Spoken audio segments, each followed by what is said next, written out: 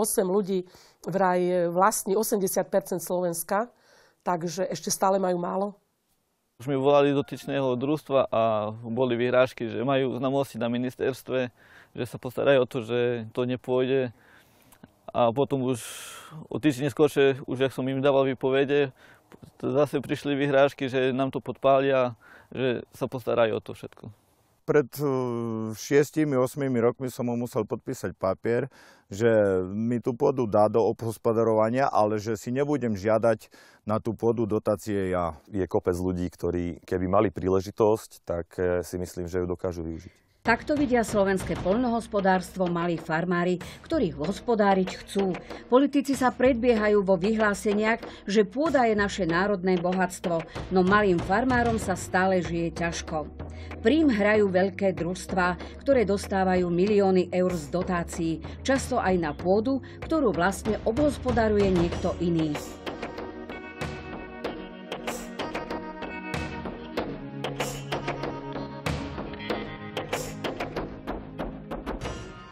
Našu farmu postavil môj pradedo pred asi 100 rokmi. Štát predával pôdu ľuďom, ktorí mali záujem na nej hospodáriť.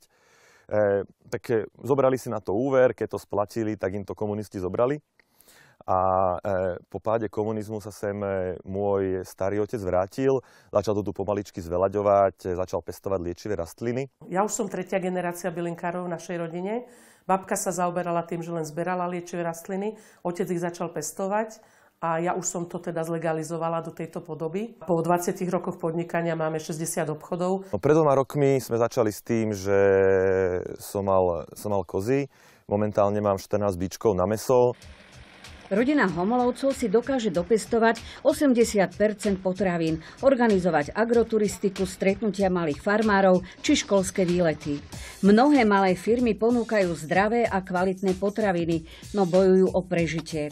Nemôžu rozširovať svoje aktivity, lebo sa nevedia dopracovať k vlastnej pôde. A dôvod? Veľké firmy im ju odmietajú vydať. Strážia si každý meter štvorcový. Dotácie sa totiž rozdeľujú podľa veľkosti územia.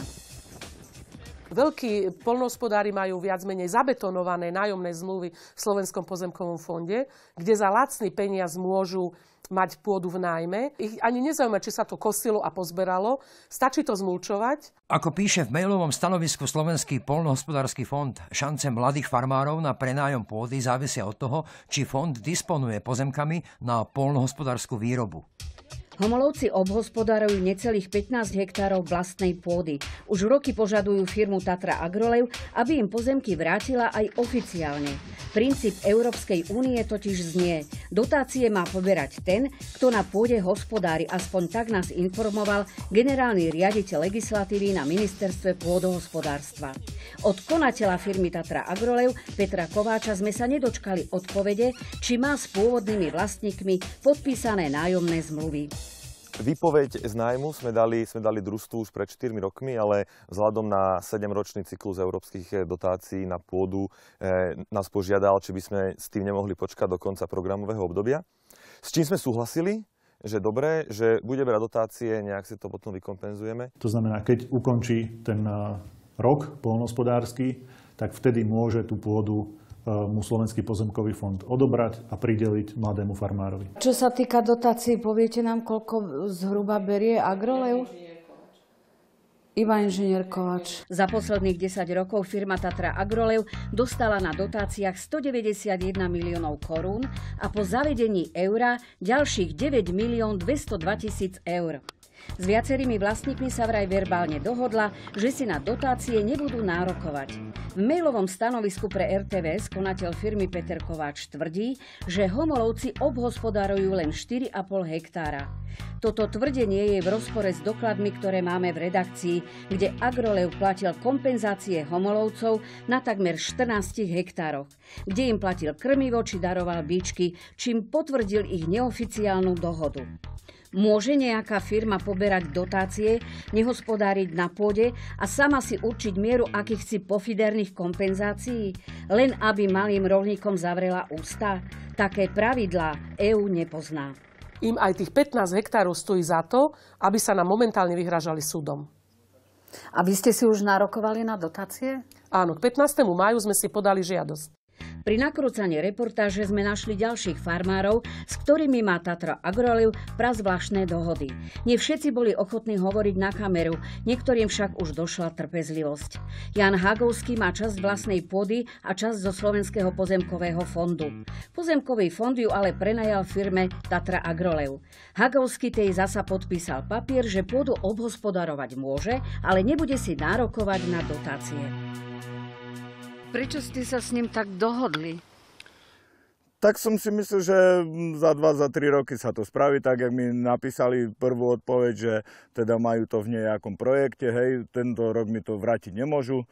To bolo v 2006, že mi to nemôžu vrátiť tie pozemky, takže za 2-3 roky to spravíme, no ale už, ako hovorím, už je za chvíľu 10. rok a mne už to nevyhovuje, buď alebo. Tak ako s malými farmármi nekomunikoval Slovenský pozemkový fond, tak podobne sa správali aj k nám a veľa sme sa nedozvedeli. Chcela som sa opýtať, či ste už jeho prípad riešili. Bez súhlasu našich štatutárov nie som oprávnený nám podávať informácie. Bol som tam osobne, myslím, že minimálne 3-krát v roku, už asi 3 roky tam behám. A stále sľubujú mi pomoc, ale žiadna nedošla ešte do dnešného dňa. Tatra Agroliv odmieta vrátiť aj obecné pozemky Spišskému Hrhovu. Hoci nemajú s nimi podpísanú nájomnú zmluvu, ignorujú záujem obce o svoje vlastné pozemky. Že by boli motívom opäť dotácie? Nemôže to byť na takej dobrovoľnej báze urobené, že niekto hospodári na pôde a on mi ju vydá, lebo proste nevydá a vidíte, čo sa deje. Hej. Čiže myslím si, že to je problém zákona. Úspešná obec Spišských Hrhov nielen dobre vyzerá, ale stará sa o zamestnanosť svojich obyvateľov. V obecnom podniku, kde už teraz je zamestnaných 50 ľudí, by chceli podnikať aj v poľnohospodárskej činnosti a dať prácu ďalším. Oni nereagujú na listy, oni majú 2 adresy. Kto myslíte? Tatra Agroliv majú 2 adresy, neviete, na ktorú poslať, ja pre istotu posielam na obidve všetko, čo posielam, hej. Pokiaľ potrebujem danie, tak samozrejme väčšinou cez exekútora. Nízka miera komunikácie s firmou, ktorá má za posledných 10 rokov na konte už 14,5 milióna eur dotácií, teda verejných zdrojov, je zarážajúca. Najskôr sme firmu navštívili v Novom Dvore v Levoči aj s pani Homolovou, na druhý deň sami. On nie je v pracovnom pomere takom, že by on tu prišiel ráno na 7, my chodíme a do 3. Je tu večer, sme na telefóne. V obchodnom registri má firma od januára 2015 adresu na Okružnej 18 v Poprade. Stalo sa tak zrejme po reštrukturalizačnom pláne, ako ho pred 2 mesiacmi schválil okresný súd Prešov. Ibaže v budove na uvedenej adrese takáto firma vôbec nesídli. Za to firma bola vedená ako dlžník v sociálnej aj zdravotnej poisťovni. Pri priamych platbách nie je povinnosťou agentúry skúmať vzťah k pôde alebo vyžadovať potvrdenie zo sociálnej poisťovne. Inak je to pri projektových podporách. Tam je súčasťou prílohy žiadosti povinné toto potvrdenie zo sociálnej poisťovne, že má riadne vysporiadané všetky záväzky, prípadne, že má splátkový kalendár. Malí farmári upozorňujú aj na fakt, že veľké firmy nenarábajú s pôdou, ako by mali, čo je podmienkou poberania dotácií. Boli sme na platobnej agentúre a oni nám povedali, že máme im pofotiť pozemky a že oni potom prídu, že pošlú kontrolu. Hej, pritom je ich práca to, že majú chodiť po kontrolách. Takto toto role stoja už cca okolo 5 roky a... Čo v prípade, ak ten veľký farmár, dajme tomu, nedodržiava tie podmienky? Napríklad nekosí tie luky, ale dotácie zobral. Na to z kontroly, ktoré sú vykonávané, hovorí sa tomu kontrola na mieste. No a keď zistí nesúlad, prostriedky sú mu odobrané. Na Slovensku je 19 000 fariem, no väčšinu pôdy vlastnia veľké agrofirmy, ktoré v posledných 10 ročiach nakúpili zväčša družstevné pozemky. Hrozí nám však, že potraviny nebude mať kto vyrábať. Priemerný vek v poľnohospodárstve sa blíži ku 60-ke. Štát prichádza s projektom mladých farmárov, za ktorý nás ocenil aj Brusel. Mladému farmárovi do 40 rokov pomôže štát so vstupným kapitálom 50 000 eur, ale musí mať už nejakú pôdu a vzdelanie. A tu je práve už spomínaný problém. Malí a mladí farmári sa nevedia dostať k pôde, ako však hovoria kompetentní, koncepcia je v štádiu negociácií, inými slovami, treba v nej vychytať všetky muchy. Ono by možno ani nebolo treba tých 50 000 pre tých mladých farmárov, stačilo by, aby sa tým ľuďom dali možnosti. Mladý farmár, ak chce začať podnikať, tak mal by mať nejakú vlastnú pôdu. Tú pôdu nemusí vlastniť, nemusí ju mať na liste vlastníctva, môže ju mať prenajatú. A podľa toho, akú výmeru má prenajatú, tak takú istú výmeru môže dostať do prenájmu zo Slovenského pozemkového fondu. Skúsenosti, ktoré sme pozbierali zo Spiša, sú bežnými problémami malých farmárov na celom Slovensku. Tí zdôrazňujú, že otázka, či sa veľké družstvá vzdajú pôdy a tým aj peňazí z dotácií v prospech malých farmárov, je kľúčová aj pre úspech projektu mladých farmárov. Štátny pozemkový fond má dať k dispozícii 11 000 hektárov, ale vo všetkých okresoch nemá dostupnú pôdu. Ako chce donútiť veľké firmy, aby sa nejakej časti pôdy vzdali?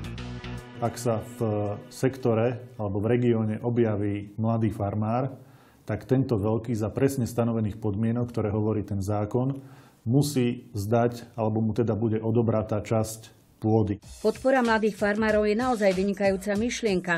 Ministerstvo už školí ľudí, hľadá cesty, ako ju dostať do praxe. Mladí farmári na Spiši sa cítia trochu bezradne. Vedú boj s veternými mlynmi aj s ďalšími veľkými firmami. Mám podpísaných 15 hektárov a momentálne hospodárim okolo pol hektára. Lebo problém je, som dával výpoveď na družstva, skade mám zmluvy porobené a problém je, bo nikto nechce vyčleniť pôdu.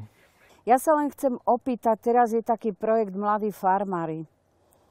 A mňa by zaujímalo, či ten projekt má vôbec šancu, lebo sa tvrdí, že tie veľké firmy nechcú prepustiť pôdu tým malým farmám alebo tým mladým farmárom. Vy ste vraj tiež mali taký prípad, nechcete nám o tom niečo povedať? Nemôžeme, lebo nás majiteľ alebo konateľ si neprajú takéto, len oni môžu sa k tomu vyjadrovať. A kto je váš konateľ a majiteľ? Pán Pertek, konateľ a majiteľ je z Slovenskej biologickej služby, pán Šebek. O podivuhodnej mečiarovskej privatizácii sme čítali dlhé roky, ale čo vieme o privatizácii družstiev, o skupovaní pôdy? Ako to, že napríklad medzi členmi predstavenstva slovenských biologických služieb, teda majiteľa Hortipu, boli aj bývalí ministri, napríklad Miroslav Maxon, bývalý minister financií a bývalý minister pôdohospodárstva Vladimír Chovan. Transformácia poľnohospodárskych družstiev. Nemyslím si, že na Slovensku bola urobená dobre. Práve naopak. Myslím si, že to bol podvod. Bolo 95% majiteľov tých družstevných podielových listov oklamaných. Peniaze im neboli vyplatené. Úplne sa to urobilo katastrofálne zlým spôsobom. Ja by som chcel ako takisto podpísať buď s pozemkovým fondom, alebo s nejakým, ale oni na pozemkovom fonde sa s vami ani baviť nebudú, že čo vy ste, kto ste, skade ste, hej. Ja som podpísal regulérne nájomnú zmluvu s ľuďmi a mi vydali len polovičku, čo som chcel. Čo si vlastne myslíte, prečo sa tie veľké farmy tak správajú, ako sa správajú? Tak ako som hovoril, je to biznis o peniazoch a tu už je hyenizmus, vlastne nenažranosť týchto veľkých. My by sme boli aj za to, aby sa dotácie úplne zrušili. Ale keďže sa celosvetové dávajú, s tým sa nedá nič robiť. Potom je tu problém tým, že čím je väčší subjekt, tým sa mu ľahšie žije z dotácií. Malý farmár, je to naozaj o jeho prežití, je to o trošku podporu napríklad na naftu alebo na nakúpenie osiva. Pre veľkého farmára je to príjem, niekedy až v takom smere, že náklady na obhospodarovanie hektára pôdy má 50 eur na rok a dotácie 200. Takže čistý zisk má 150 eur a niekedy aj nevedia, čo s tým majú robiť. V prenajme pôdy na Slovensku vládne chaos. Zákon o prenajme je komplikovaný a nahráva veľkým firmám. A práve tie sa zachovali šikovne a prenajatej štátnej pôdy sa vzdať nechcú. Malí farmári hospodária a veľké firmy berú dotácie. Dokedy?